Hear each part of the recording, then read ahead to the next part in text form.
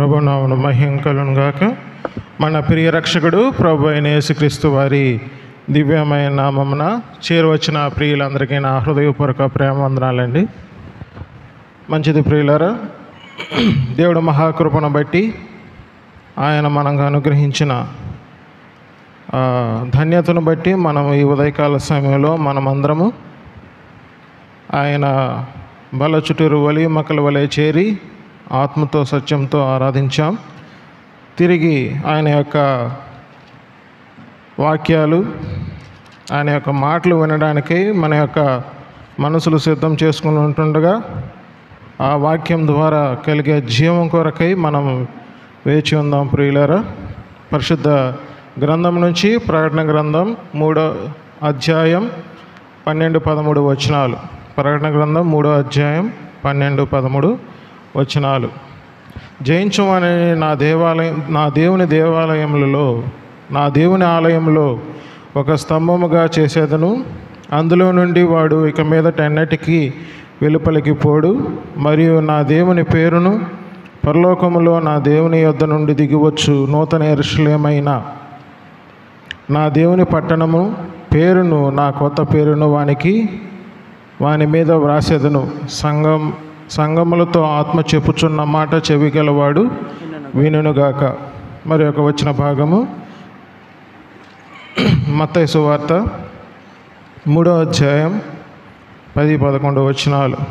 మత్తయి సువార్త 3వ అధ్యాయం 10-11 వచనాలు. ఇప్పుడే గొడ్డలి చెట్లు వేరున ఉంచబడి ఉన్నది గనుక మంచి ఫలము ఫలింపని ప్రతి చెట్టును నరకబడి అగ్నిలో వేయబడును. మారు మనసు నిమిత్తము నేను నేలలో మీకు బాప్తిసం ఇచ్చుచున్నాను. అయితే నా వెనుక వచ్చుచున్నవాడు నాకంటే శక్తిమంతుడు. ఆయన చెప్పులు మోయుటకైనను నేను పాత్రను కాను. ఆయన పరిశుద్ధాత్మతోను అగ్నితోను మీకు బాప్తిసమిచ్చును. 12వ వచనం కూడా. ఆయన చేతిలో ఉన్నది. ఆయన తన కళ్ళమును బాగుగా శుభ్రం చేసి గోధుమలు కొట్లో పోసి ఆరని అగ్నితో పొట్టును కాల్చివేయనని వారితో చెప్పెను. దేవుడు తన వాక్యాన్ని దీవించును గాక. వాక్య సహాయార్థం ప్రార్థన చేసుకుందాం. అందరూ తలల వంచి ప్రార్థనలో ఏకీభవించవలసిందిగా మనం చేస్తున్నాం. మమ్మల్ని మిక్కిలిగా ప్రేమించిన మా ప్రియ పరలోకపు తండ్రి, జీవం గలైన జీవాధిపతి యేసుక్రీస్తుని ఘనమైన నామములకు అపరంజి పాదములకు వేలాది స్తుతులు స్తోత్రములైనా గడిచిన కాలమంతా కాచి రక్షించి మరొక దినం పరిశుద్ధ ధనాన్నిచ్చి నీ సన్నిధానములో చేరి నీ బలలో చేయవేసే భాగ్యాన్ని మీరు మాకు అనుగ్రహించారు. అందును బట్టి నీకు స్తోత్రములు నాయన. మరి వినిపింపబడిన ప్రకటనలకై ప్రార్థన చేస్తున్నాం. కృప చూపించండి. రాయవలసిన ఎగ్జామ్స్లోను నాయన మీరు తోడుగుండి సహాయం చేయండి. పిల్లలకి మంచి భవిష్యత్తు కొరకైనా నాయన మరి విద్యలో మీరు తోడుగుండి సహాయం చేయండి. ఉద్యోగంలో ప్రయత్నంలో ఉన్న బిడ్డలను కూడా మీరు జ్ఞాపకం చేసుకునండి. వారికి కావలసిన ఉద్యోగాన్ని మీరు అనుగ్రహించండి. తిరిగి ప్రభువా నాయన చేసిన ప్రకటనలకై నాయన వాటన్నిటి విషయంలో మేమందరము బాధ్యత కలిగి నాయన ప్రార్థన చేయడానికి మీరు మాకు మంచి మనసును అనుగ్రహించమని వేడుకొంచున్నాం. తిరిగి ఉదయకాల సమయంలో నీ దాసునైన నన్ను మరుగుపరిచి వర్తమాన వాక్యాన్ని ఆత్మ సంచారంతో మీరే అందించమని, మీరే మహిమ ఘనత ప్రభావంలో పొందమని, చేరువచ్చిన ప్రతి బిడ్డని మీరు జ్ఞాపకం చేసుకున్నామని, మీరే మహిమ ఘనత ప్రభావంలో పొందమని ప్రభువైన యేసుక్రీస్తు నామమున అతి వినయంగా వేడి ప్రార్థన చేయుచున్నాం తండ్రి. ఆమేన్. మంచిది ప్రియులారా, ఈ ప్రకటన గ్రంథం 3వ అధ్యాయం 12వ వచనంలో జయించు వానిని నా దేవుని ఆలయంలో ఒక స్తంభముగా చేసేదను అని అంటున్నాడు. మనమందరము సత్యమునికి స్తంభముగా చేయబడిన వారం గనక సంఘము అనేది సత్యం మీదే ఆధారపడి ఉంటుంది. అది ఆ జీవితం జయ జీవితం ప్రియులారా.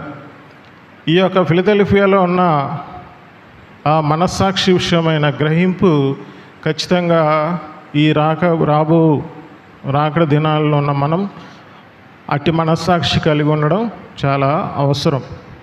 కింద వెంటనే ఒక సంఘం కనబడుతుంది. అది 14వ వచనం నుంచి లవోదికయ సంఘం. దాంట్లో కలిపి చెరిపెడి బోధలు ఉన్నాయి ప్రియులారు. అంటే సత్యవాక్యాన్ని సరిగా విభజించలేని పరిస్థితి. శాస్త్రోపదేశకులై ఉండగోరి ఆ నిష్ప్రయోజనమైన ముచ్చటగా దాన్ని బోధిస్తూ ప్రయోజనం లేనిది దాన్నే శిక్షావిధి కారణముకు పరిచర్య అని కూడా కొరింథీయులకు రాసిన 2వ పత్రిక 3వ అధ్యాయంలో చెప్తున్నాడు. ధర్మశాస్త్ర బోధ, ధర్మశాస్త్ర ఆజ్ఞలుగానే బోధ, లేకపోతే విధిరూపకమైన ఆజ్ఞగల బోధ అది అడ్డుగోడగా ఉన్నది. అది ఎప్పుడో పడదోయబడింది ప్రియులారా. ఆ పడదోయబడిన అడ్డు గోడ ద్వారా మనము ముసుగులేని వారముగా చేయబడ్డాం. మన యందున్న మనస్సాక్షి అది కల్మషం తోస్తుంటే ఖచ్చితంగా మరలా ముసుగు వేసిన పరిచర్య, అది రాళ్ళ మీద చెక్కబడిన పరిచర్య. మీరు 3వ అధ్యాయం అంతా స్పష్టంగా 2వ కొరింథీయులకు రాసిన పత్రికలో చదివినట్లయితే ఆ సత్యవాక్యాన్ని సరిగా బోధించడం అంటే విభజించడం మనకి స్పష్టమవుతుంది. ఆ విషయాన్ని మనం జ్ఞాపకం చేసుకోవాలి ప్రియులారా. ఆ తర్వాత నువ్వు చల్లగానో వెచ్చగానో ఉండిన ఎడలాన అంటే ఆటోమేటిక్గా ఆ రీతిగా ఏదైతే కొరింథీయులకు రాసిన 2వ పత్రిక 2వ అధ్యాయం 17వ వచనం ఒకసారి చదవన్నాను. 2వ అధ్యాయం 17వ వచనం. కొరింథీయులకు రాసిన 2వ పత్రిక 2వ అధ్యాయం 17వ వచనం.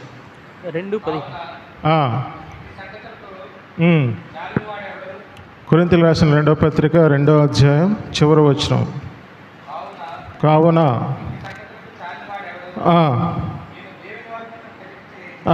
మేము దేవుని వాక్యమును కలిపి చెరిపాడు అనేకుల వలె ఉండక నిష్కాపట్యం గలవారమును దేవుని వల్ల నియమింపబడిన వారమై ఉండి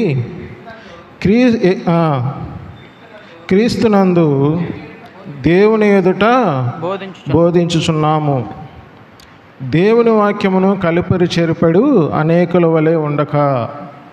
కలిపి చెరిపే బోధ అది ఖచ్చితంగా ఈ లవోదికయ సంఘంలో ఉంది ప్రియులారా. అంటే ధర్మశాస్త్రానికి కృపకి వ్యత్యాసం తెలియకపోవడం.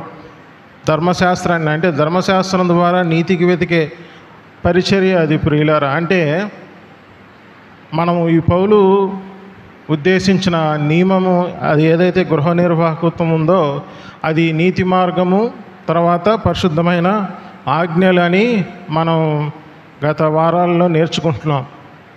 నీతి మార్గం అని అంటే క్రీస్తులోకి బాప్తిస్మమని, పరిశుద్ధమైన ఆజ్ఞలని అంటే ఏమని?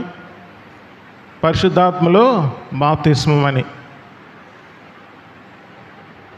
సంఘానికి వచ్చేటప్పుడు ఖచ్చితంగా మనం ఏం నేర్చుకోవాలో, మనం ఏ రీతిగా జీవించడానికో ఖచ్చితంగా అవసరమై నేర్చుకోవడానికి రావాలి ప్రియులారా. ఇక్కడ వ్యక్తిని మనం చూసినట్లయితే ఆటోమేటిక్గా చెవి మూసుకుపోతుంది కళ్ళతో. కానీ కళ్ళు, ఆత్మ, చెవి 3 ఏకం చేసుకొని విశ్వాస యొక్క జీవితం ఉంది ప్రియులారా. కంటిని కూడా ఆత్మతోనే పోల్చాడు,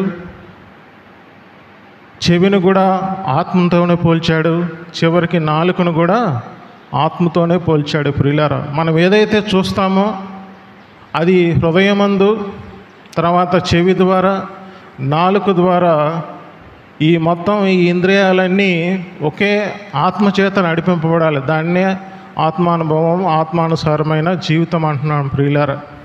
కాబట్టి వాక్యాన్ని మనం వినిస్తున్నప్పుడు దాన్ని హృదయంలో ప్రత్యక్షతగా తీసుకోకపోతే ఏం కాదు అది. ఇదే 4వ అధ్యాయం 10వ వచనం చూడండి. జీవము శరీరమందు ప్రత్యక్షం కాదు. దాని తర్వాత ఏం మాట్లాడాలి? మనకి వినిపించిన లేకపోతే నేర్పించిన ధర్మం ఏదైతే ఉందో అది హృదయంలో విశ్వసించి నోటితో ఒప్పుకోవాలి ప్రియులారా.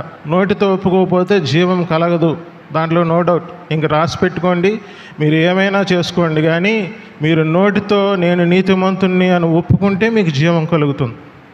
ఆ జీవాన్ని పరిశుద్ధాత్మలో బాప్తిసం ఏదైతే పౌలు పత్రికలు చెప్పుతున్నట్లు ఆ పరిశుద్ధమైన ఆజ్ఞలు మనం వెంబడిస్తామో లేకపోతే అనుసరిస్తామో, ఆ ప్రకారము మనం ప్రవర్తిస్తామో అవి మనకు ఆత్మఫలాలుగా కలుగుతాయి ప్రియులారా. ఆ కలిగిన ఫలాల వల్ల మనం ఫలిస్తాం. లేకపోతే ఫలించలేం. ఫలించకపోతే ఎవరికి మహిమ రాదు?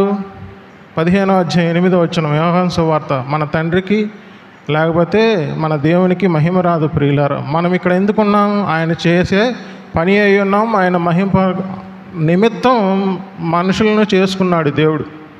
కాబట్టి వాటన్నిటి విషయంలో గ్రహింపు లేకపోతే ఖచ్చితంగా మనం భక్తి అనే విధానం అది వాగ్దానంతో కూడింది ప్రియులారా. అబ్రహాము భక్తి జీవితం అది కనీసం అతనికి అడుగు భూమి ఇవ్వకముందే ఆయన విశ్వాసపు అడుగుజాడలు వేశాడు ప్రియులారా. కాబట్టి మనము కూడా క్రీస్తులో సర్వసంపూర్ణత ఉందని నేర్చుకున్న మనము మన యొక్క జీవితాన్ని లేకపోతే మన యొక్క శ్వాసాన్ని స్వతంత్రించుకోవడానికి మన విశ్వాసం మూలం తద్వారా కలిగే ఆ వాగ్దానంతో కూడిన భక్తి మనకి జీవాన్ని కలిగిస్తుంది ప్రియులారా. మనం ఇప్పుడు ఇవన్నీ ఎందుకు నేర్చుకోవాలి చెప్పండి? మన జీవితం ఏంటో, మన యొక్క స్వాస్థ్యం ఏంటో తెలుసుకోవడానికి విశ్వాసి రూపింపబడ్డాడు. కేవలం అదే ఇప్పుడు మనం చదువుకున్నట్టు మత్తయి సువార్త 3వ అధ్యాయం 10 నుంచి 12 వచనాలు, ఆ 3వ అధ్యాయం 1 నుంచి 12 వచనాలు అదంతా ఒకే కంటెక్స్ట్. అందులో మారు మనసు నిమిత్తం నేను బాప్తిజం ఇస్తున్నాను, కానీ నా వెనుక వచ్చేవాడు నాకంటే గొప్పవాడు, ఆయనే ఎవరు? లోక పాపమును మోసుకుని దేవుని గొర్రెపిల్ల అని చెప్పేసి చెప్తున్నాడు ప్రియులారా యోహాను సువార్తలో. ఆయన ఏం చేస్తున్నాడు?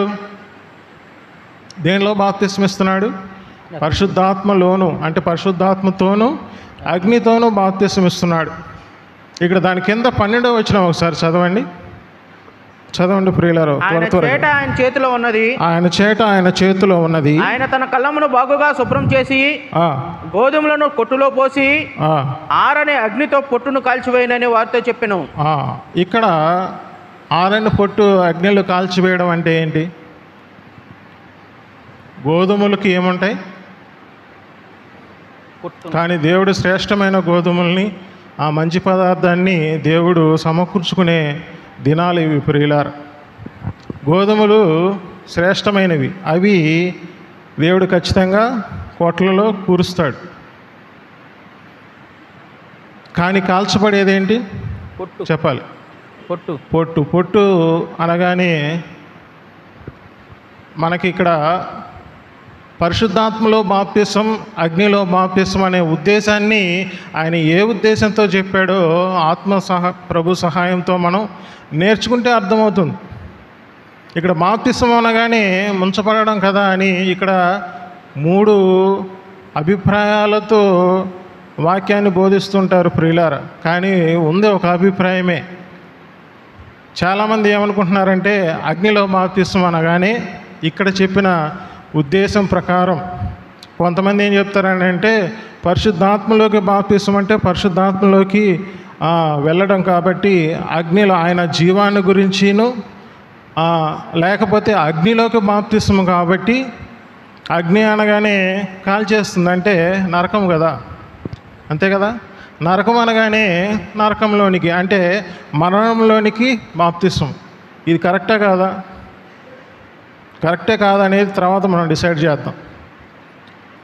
అగ్నిలోనికి బాప్తిసం అని అంటే మరణానికి, అంటే ఆయన జీవానికి మరణానికి నేను వచ్చినప్పుడు, అంటే మారు మనస్సు ఏదైతే నేను నిమిత్తం బాప్తిసం ఇస్తున్నానో ఆయన నా వెనక వచ్చి ఆయన దేంట్లోకి?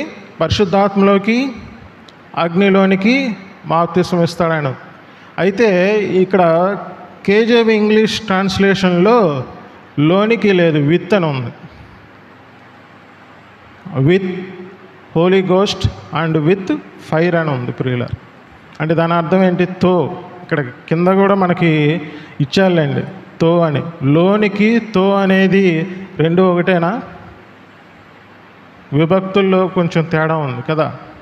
సరే, వాటి విషయంలో మనం అంత జ్ఞానులేమి కాదు, కానీ పరిశుద్ధాత్మ సహాయంతో మనం ఈ వాక్యాన్ని ధ్యానిద్దాం ప్రియులారా.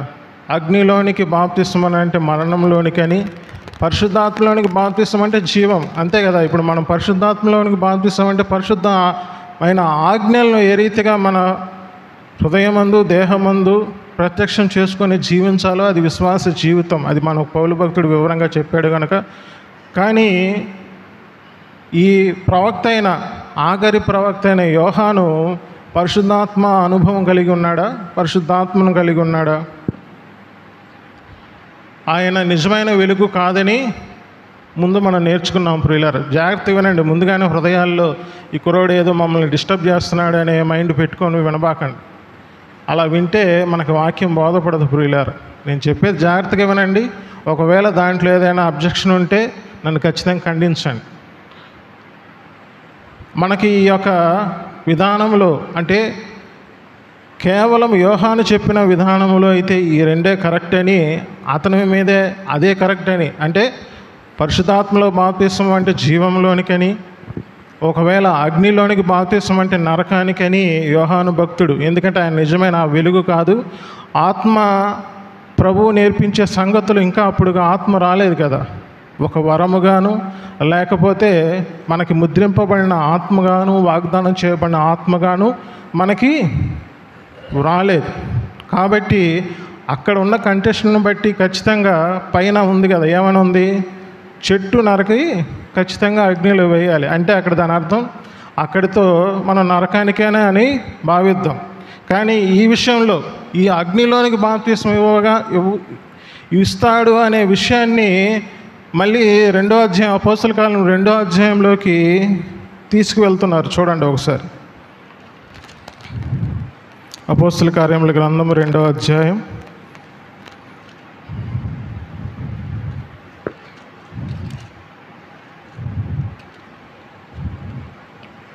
2-3 వచనాలు చదవండి.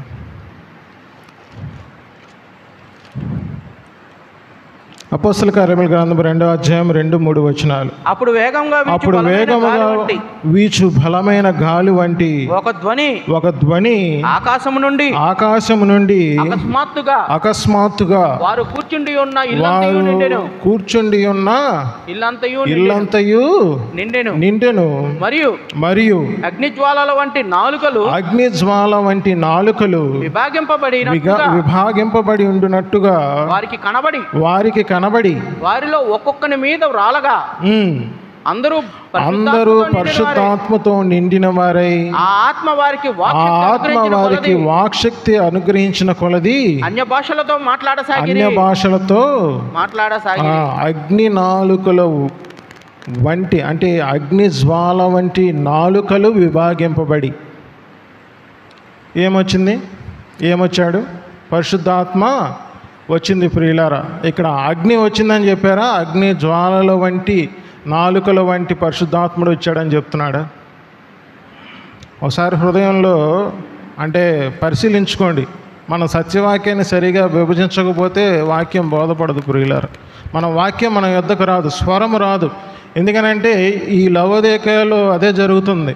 ఏదైతే కలిపి చెరపడి బోధ వలన అట్లా నులివెచ్చిన స్థితిలో ఉండడం వల్ల అక్కడ 20వ వచనంలో క్రీస్తు బయట ఉన్నాడు, వారు వాకిటి బయట ఉన్నాడు. అంటే స్వరం లేదు. సంఘంలో స్వరం లేకపోతే ఖచ్చితంగా మనకేం కలగదు? ఆ స్వరము హృదయంలో ప్రత్యక్షత కలగాలి.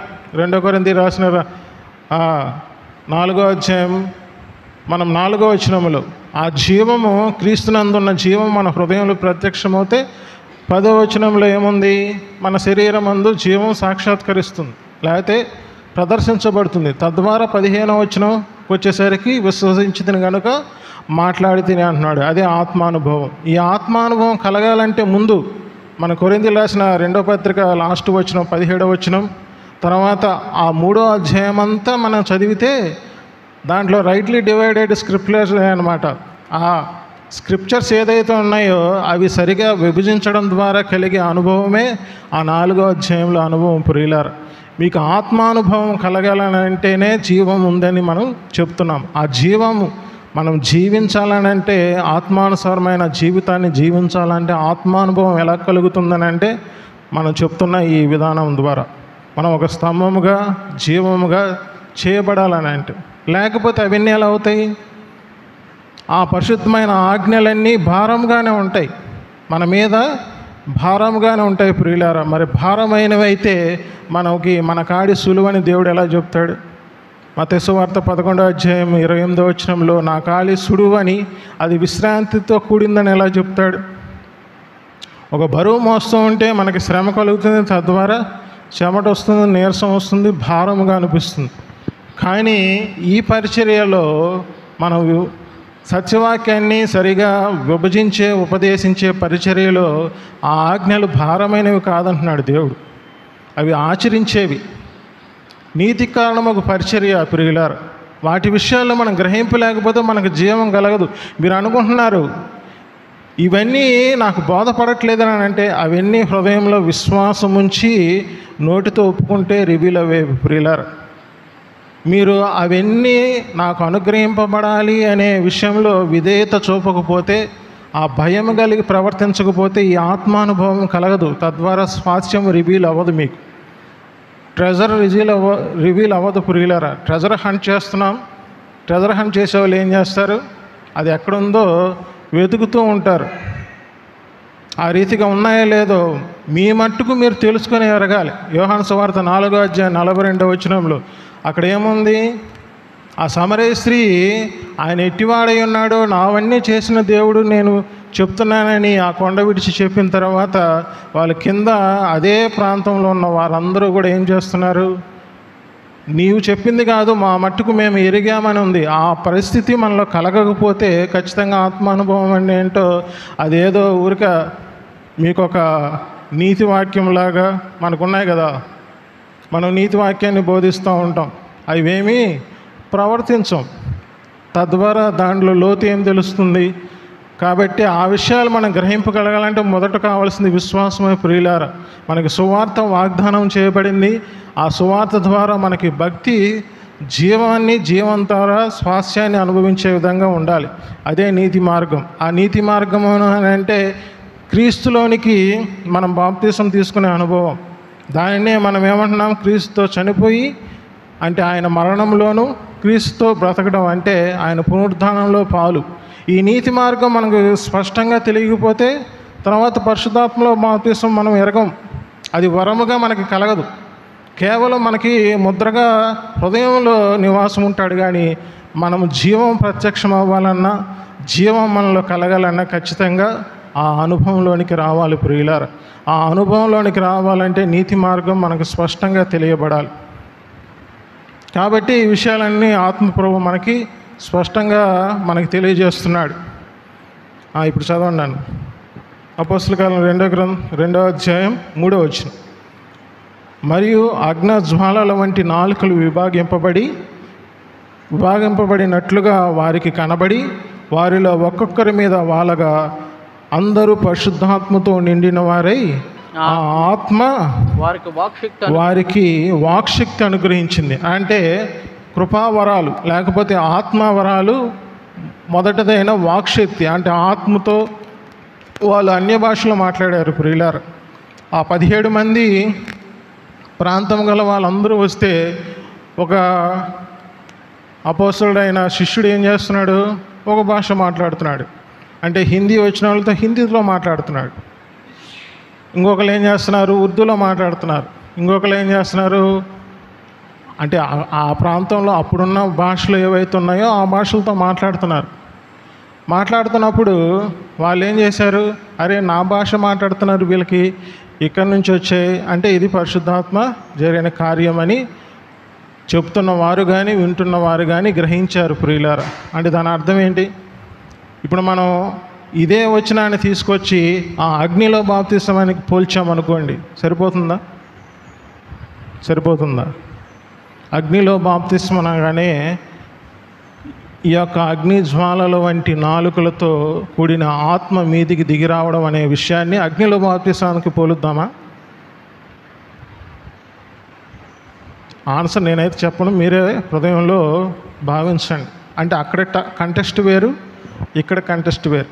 కానీ అగ్నిలోకి బాప్తిస్మం అని అంటే మరి ఇంకా పరిశుద్ధాత్మలో బాప్తిస్మం, అగ్నిలో బాప్తిస్మం ఒకటే కదా. ఒకవేళ ఆ విధంగా అనుకోవాలని అనుకుంటే రెండు ఒకటేగా మనం భావించాలి. ఎందుకంటే ఏదైతే పరిశుద్ధాత్మ దేవుడు ఉన్నాడో ఆయన అగ్ని జ్వాల అంటే ఖండించేవాడుగా, అంటే ఆత్మ ప్రభువు ఖండనగా అక్కడ చూస్తున్నాం.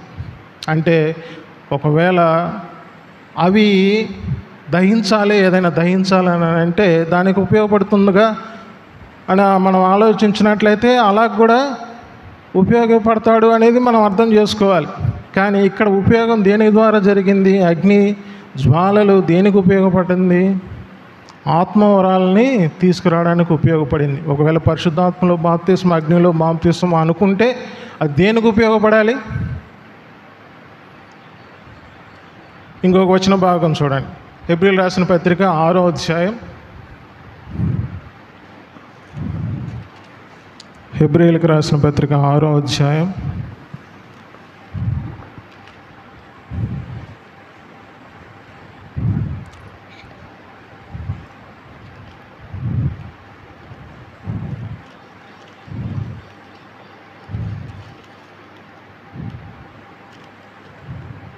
7-8 వచనాలు చదవండి. ఎట్లనగా భూమి తన మీద తరచుగా కురియు వర్షము త్రాగి ఎవరి కొరకు వ్యవసాయం చేయబడును వారికి అనుకూలమైన పైరులను ఫలించుచు దేవుని ఆశీర్వచనము పొందును. అయితే ముండ్ల తుప్పలను గచ్చ తీగలను దాని మీద పెరిగిన ఎడల అది పనికిరానిదని విసర్జింపబడి శాపం పొందదగును. తుదకది కాల్చివేయబడును. ఏం కాల్చివేయబడుతుంది ఇక్కడ? సత్యవాక్యాన్ని సరిగా విభజిద్దామా? ఇక్కడ ఏం కాల్చబడుతుంది? భూమి కాల్చబడుతుందా? ఫలింపని పైరు కాల్చబడుతుందా? చెప్పండి. భూమి కాల్చబడుతుందా? పైరులు కాల్చబడుతున్నాయా? నువ్వేదైతే ఫలాలు పొందుతున్నావో ఆ ఫలాలు కాల్చబడుతున్నాయా? నిష్ప్రయోజనమైన ఫలాలు ఫలిస్తే అవి కాల్చివేయబడతాయి. ఇప్పుడు చెప్పండి, దేవుడు దహించు అగ్ని అయి ఉన్నాడా లేదా? ఇదే హెబ్రీయులకు రాసిన పత్రిక 2వ అధ్యాయం 9వ వచనం చదవండి. ఇదే హెబ్రీయులకు రాసిన పత్రిక 2వ అధ్యాయం దేవుని కృప వలన ఆయన ప్రతి మనుషుని కొరకు మరణము అనుభవించినట్లు దూతల కంటే కొంచెం తక్కువ వాడుగా చేయబడిన యేసు మరణం పొందినందున మహిమా ప్రభావములతో కిరీటం ధరించిన వానిగా ఆయన చూచున్నాము. ఎవని నిమిత్తము సమస్తమును ఉన్నవో, ఎవని వలన సమస్తమును కలుగుచున్నవో ఆయన అనేకులైన కుమారులను మహిమకు తెచ్చుచుండగా వారి రక్షణకర్తను శ్రమల ద్వారా సంపూర్ణంగా చేయుట ఆయనకు తగును. క్షమించండి అన్న. హెబ్రీయులకు రాసిన పత్రిక 12వ అధ్యాయం 29వ వచనం. హెబ్రీయులకు రాసిన పత్రిక 12వ అధ్యాయం 29వ వచనం. అందువలన మనము నిశ్చలమైన రాజ్యం పొంది దైవకృప కలిగి ఉందుము. ఆ కృప కలిగి వినయ భయభక్తులతో దేవునికి ప్రీతికరమైన సేవ చేయుదుము. ఎలయనగా మన దేవుడు దహించు అగ్ని అయి ఉన్నాడు. ఈ వచనానికి అర్థం ఏంటి? దైవకృప ఎవరికి కలిగింది? అక్కడ భూమి తరచుగా కురియు వర్షమును త్రాగుతుంది, అంటే కృప కృమ్మరింపబడుతుంది. కానీ వినయ భయభక్తులు కలిగి ప్రీతికరమైన సేవ చేస్తే ఏ ఫలాలు వస్తాయి? పైరులు ఫలిస్తాయి. దేవునికి అనుకూలమైన పైరులు ఫలిస్తాయి. లేకపోతే తుదకది కాల్చివేయబడుతుంది, అంటే అగ్ని చేత. ఎందుకంటే దేవుడు దహించు అగ్ని అయి ఉన్నాడు ప్రియులారా. కాబట్టి ఇదే వచన భాగాన్ని మనం ఏదైతే లేవియాకాండం 10వ అధ్యాయం మొదటి 3 వచనాలు మనం గమనించినట్లయితే అక్కడ కూడా స్పష్టంగా రాసింది ప్రియులారా. ఏమని? అక్కడ అహరోను కుమారులు ఇద్దరూ చనిపోతారు అన్య అగ్ని తీసుకురావడం ద్వారా. అంటే ఏదైతే మనము దుర్నీతికి సాధనమైన అగ్ని అది తీసుకురావడం ద్వారా అక్కడ దుర్నీతి కాల్చివేయబడుతుంది. అంటే అక్కడ వాళ్ళిద్దరూ పాపంలో ఉన్నారు కనుక వాళ్ళిద్దరికి అది ధర్మశాస్త్ర నిబంధనలో ఉంది కాబట్టి అగ్ని ఎవరి మీద పడింది? మనకు కృపలో ఉన్న అగ్ని ఎవరి మీద పడింది? ప్రభువైన యేసుక్రీస్తు వారి మీద పడింది ప్రియులారా. కాబట్టి ఇక్కడ మనం దహించు అగ్ని, లేకపోతే అక్కడ ఫైర్లు కాల్చివేయడం కానీ, లేకపోతే అక్కడ పొట్టు అనే ఉదాహరణకి మనం పొట్టు అనగానే మనకి కీర్తన మొదటి అధ్యాయం మనకి అక్కడ ఎవరితో పోర్చారు పొట్టుని? చెప్పాలి. దుష్టులు పాపులు. మరి వాళ్ళు అంటే ఇప్పుడు యోహాను చెప్పింది దానికి సరిపోయిందా? మరి ఆ వచనాన్ని తీసుకొచ్చి అగ్నిలోకి బాప్తిస్మం అనగానే హెబ్రీయులకు రాసిన పత్రిక కానీ లేకపోతే అపోస్తల కార్యముల గ్రంథం కానీ తీసుకొస్తే సరిగా విభజించినట్లేనా మనం? చెప్పండి. దుష్టులు గాలికి చెదరగొట్టు పొట్టువలే ఉన్నారు.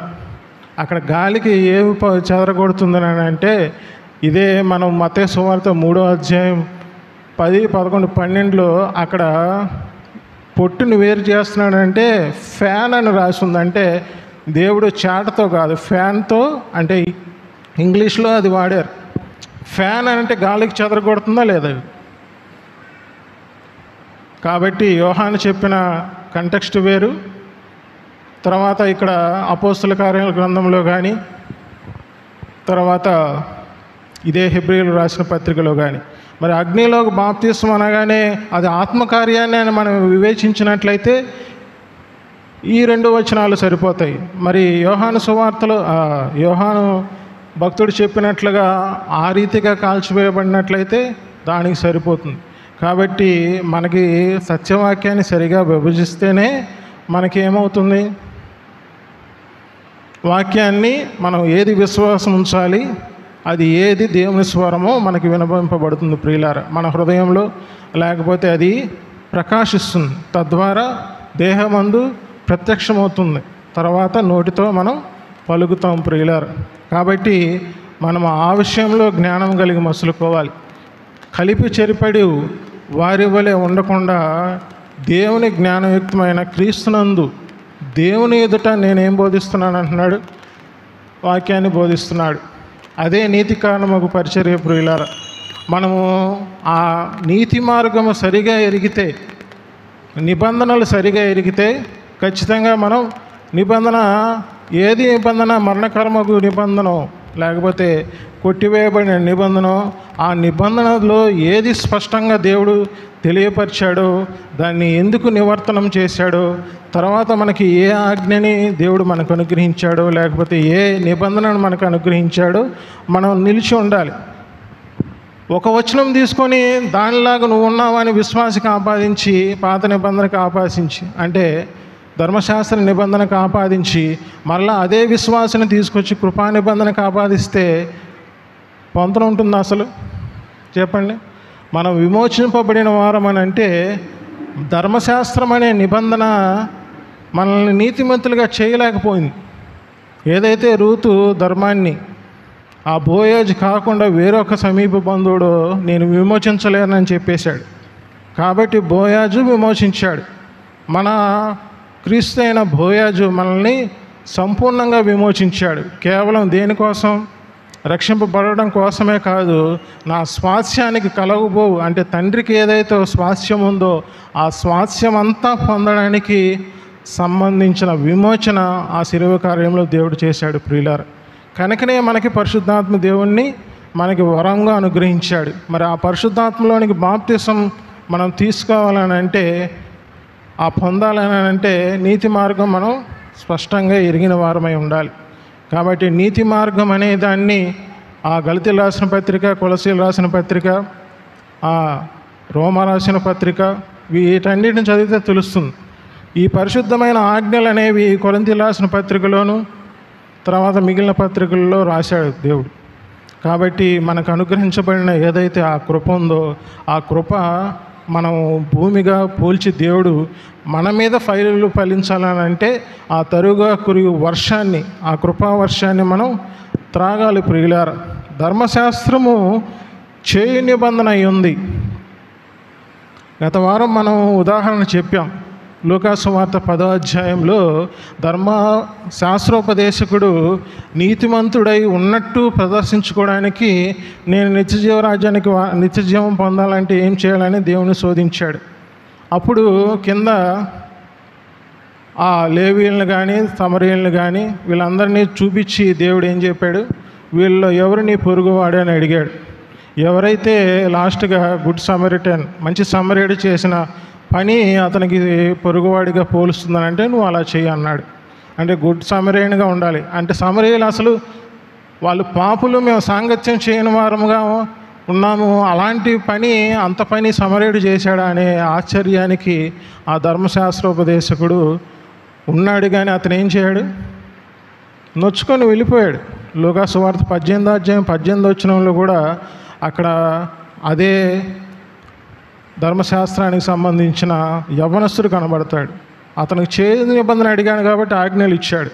కాబట్టి అతను సిరికి దాసుడుగా ఉన్నాడు, తండ్రికి ఎలా లేడు, కుమారుడుగా లేడు. కాబట్టి ఆజ్ఞలను హృదయంలో ఉంచుకున్నప్పటికీ అవి చేయలేని వాడిగా నొచ్చుకొని వెళ్ళిపోయాడు.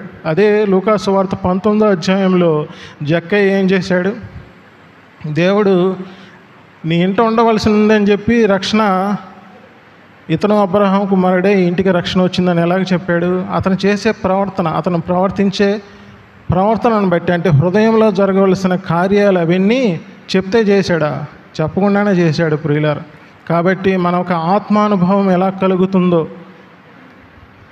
కలుగుతుందో చెప్పాం. దానికి అది ఎలా కలగాలో మనకి స్పష్టంగా ఆత్మ ప్రభువు చెప్తున్నాడు ప్రియులారా. కాబట్టి ఆ నీతి మార్గాన్ని మనం నమ్మితేనే మనకి పరిశుద్ధాత్మలో, అంటే జీవంలోనికి ప్రవేశం.